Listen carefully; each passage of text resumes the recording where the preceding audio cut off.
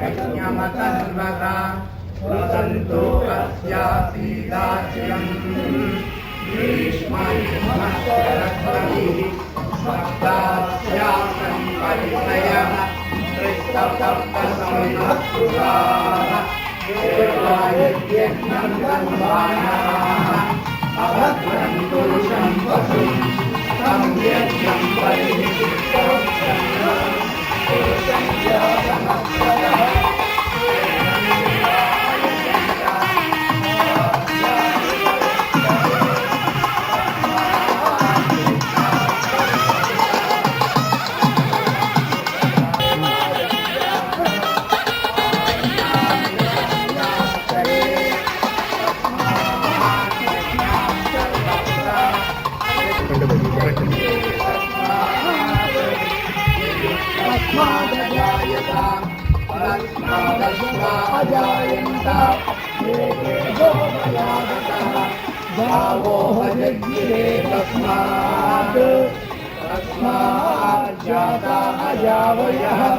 यत्पुरुषं यदनुः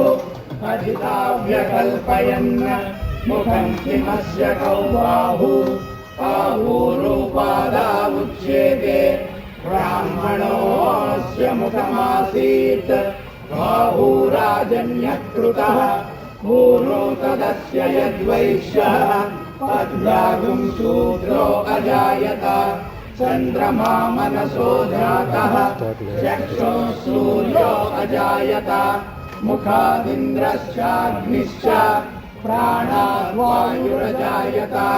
नाभ्या आसीदन्तरिक्षम् शीर्ष्णोऽद्यौ समवर्तत पद्भ्यां भूमिर्दिशश्रोत्रात् तथा लोकागुम्पकल्पयन् वेदाहमेतं पुरुषं महान्तम् आदित्यवर्णं तमसस्तु पारे सर्वाणि रूपाणि विचित्य धीरः नामानि कृत्वा अभिवदन् यथास्ते धाता पुरस्ताद्यमुलाजहार शक्रप्रविद्वान् प्रतिशश्चतस्रः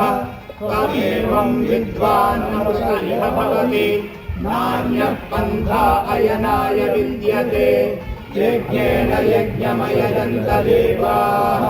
तानि धर्माणि प्रथमान्यासन् देहनाकं महिमानः सजन्ते यत्र पूर्वे साध्याः सन्ति देवाः स्वस्ति